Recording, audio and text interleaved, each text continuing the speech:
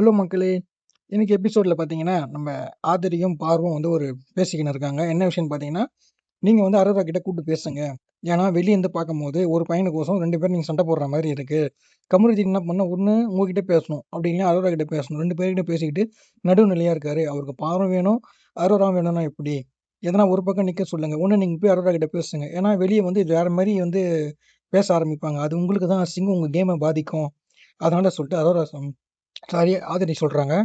உடனே பார்வதி வந்து "அரோரா நீ வா உங்ககிட்ட கொஞ்சம் பேசணும்" அப்படின்னு சொல்லிட்டு வெளியே கூட்டு போறாங்க. ஏன்னா, இப்போ ஆதிரி சொன்னது 100% கரெக்ட்.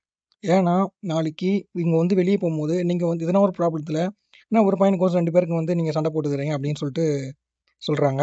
சொல்லுவாங்க கண்டிப்பா. ஆனா, உலகம் அந்த மாதிரி. அதனால வந்து "நீ பேசு" அப்படின்னு சொல்லிட்டு ஆதிரி வந்து ஒரு நல்ல விஷயமா பார்வதிக்கு சொல்லியிருக்காங்க. அத கேட்டு பார்வதி பேச போயிருக்காங்க. அது நல்ல விஷயமா முடியலாம். அப்படி இல்லைனா சண்டையில போய் முடியலாம்.